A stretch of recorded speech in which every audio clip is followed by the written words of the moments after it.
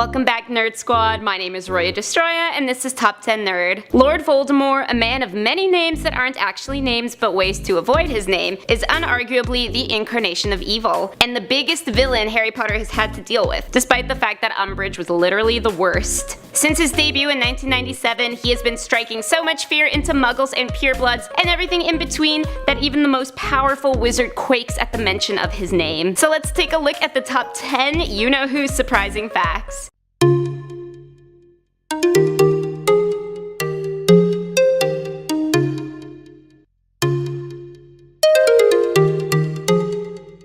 In the number 10 spot, we kick off with his name. I know we're not supposed to say it, and I really am trying my best here, but for the sake of this fact, we need to get the pronunciation of his name clear. Author J.K. Rowling waited until 2015, that's almost 20 years after the first novel, to let us all know that we've been saying the Dark Lord's name incorrectly. The true pronunciation drops the T at the end of the name in true French fashion for the pronunciation of Voldemort. Of course, Voldemort was said all throughout the films, so the characters who were afraid of saying his name really had nothing to worry about. Turns out that wasn't even really his name. Voldemort. Voldemort. Voldemort. Voldemort. Voldemort.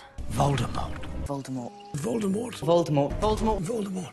Lord Voldemort. Coming in at number 9, we have his appearance in the films. Because the majority of the cast in the Harry Potter movies were children, filming times were short due to restrictions of the law in regards to children's working hours. So rather than the planned 6 hours of makeup to transform Ralph Fiennes into the Dark Lord, the makeup team only had 2, which is not a lot to create this out of this. So they had to get creative. First off, the signature veins on you-know-who's head weren't airbrushed on every time. They were made digitally and transferred via temporary tattoo. They applied gelatin forehead instead of trying to cover the brows up, and most famously, they did not actually chop Ralph's nose off. The easier and slightly more humane option was not makeup, but rather some skillful CGI. Next up at number 8 is his Olympic appearance. No, the Dark Lord is not actually an Olympic athlete, but he did make an appearance at the 2012 Games in London, England. A 100-foot inflatable Voldemort was used in the opening ceremony to celebrate English children's literature, alongside the likes of Captain Hook and Cruella de Vil. The stuff of nightmares here. Luckily, a horde of Mary Poppins just happened to be hanging around to save the audience. Harry Potter was unavailable at the time,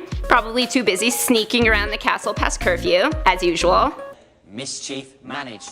In the number 7 spot, we have his soft side. The man is essentially the definition of a psychopath, but he did have one small act of mercy that you may have missed, especially if you've only seen the movies. He is portrayed as a cold-blooded killer who quashes everyone in his path without remorse. But while he was making his way downtown walking fast to kill the Potter child, the Dark Lord was stopped by a young muggle who complimented him on his Halloween costume. Normally this would spell out, get it, spell out, danger for the kid.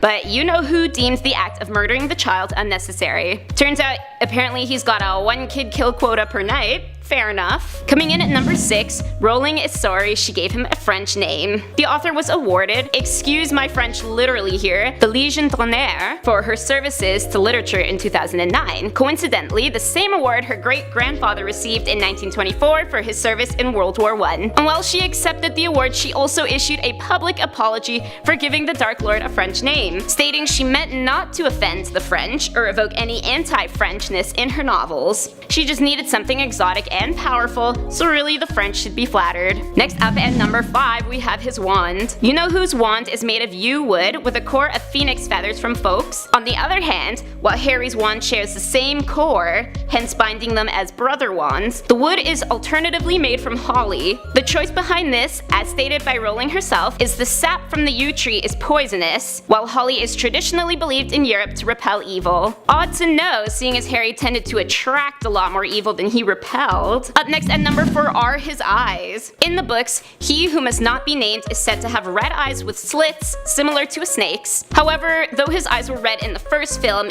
in subsequent films the eye color was changed to blue. The reason behind this change was to promote better emotional expression, because we all know how emotionally expressive the Dark Lord is. As well, the blue eyes were thought to make him more human and therefore more real, and therefore more frightening. For the films, the slits were opted against, but if you peep real quick in Goblet of Fire, after he emerges from the cauldron, you'll catch a glimpse of the original pupils. In the number 3 spot, Tom Riddle is a real person. Harry Potter fans went wild when it was discovered that a man named Thomas Riddle was buried in Edinburgh, Greyfriars Kirkyard. The true Tom Riddle passed away in 1806 at the age of 72, while the fictional Tom met his death at 71. Struck by the reality of having a real Thomas Riddle in our midst, fans began to leave notes at the graveyard, and even incorporated it on the Potter Trail tour. Rest in peace, they said. It would be easy, they said. Coming in at number 2 is the inspiration for He Who Must Not Be Named. The idea of something being so powerful people are afraid to speak of it really appealed to JK, and this is the reason behind it. In the 1950s and 60s, there existed 2 London East Ender gangsters,